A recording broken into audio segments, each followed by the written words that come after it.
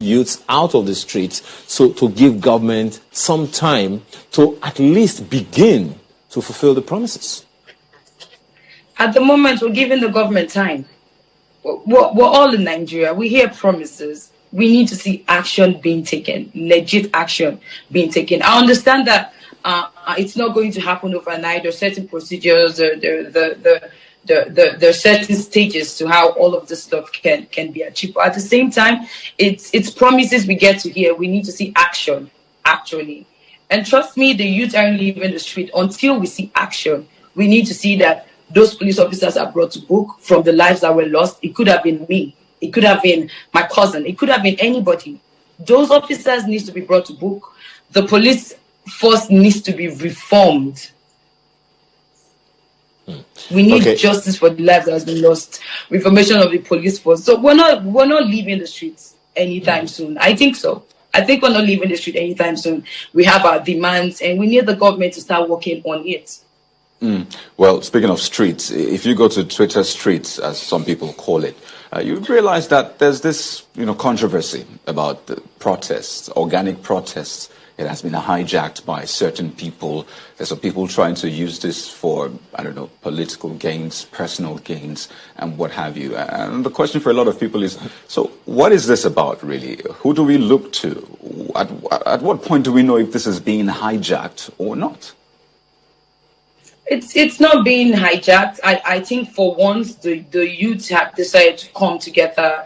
Every Nigerian said to come together and through of their certain differences, tribal differences, religious differences. We have just one voice, and we're all saying the same thing.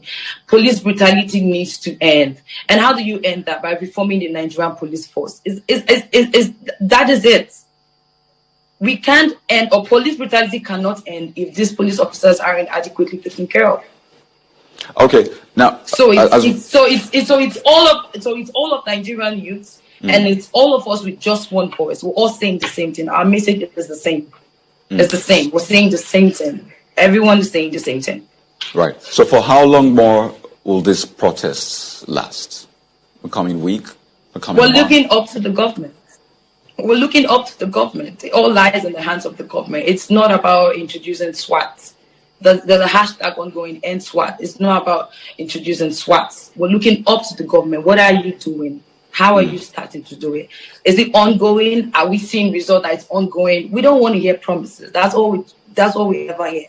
Promises. I'm going to do this. I will do this. We need to see these things getting done. So basically you're saying that this protest can last for weeks, months, depending on the government. I'm not saying anything. We're all just watching. We're really all just watching. I had to fly down to Port Harcourt because I really I understand how important this is to every Nigerian youth. And here's the reason why I've been using my platform to amplify this. Because it is important to me. It is important to this generation. It is important to the next generation to come. Well, just a quick one, Tacha. A number of people are wondering, the youths are the leaders of today, not just tomorrow, but today leading to tomorrow. So while the youths are looking up to the government, very quick one here, are there chances that we'll get some of these youths also vie for political office so that they can take over and make appropriate changes suitable for them? Most definitely. Most definitely. In my high school, I remember singing, parents, listen to your children. We are the leaders of tomorrow. What am I leading in 2020? Okay. Yeah, so we're really ready to take over and see that these changes, we do them significantly. Okay. All right, well, thank you very much for your time.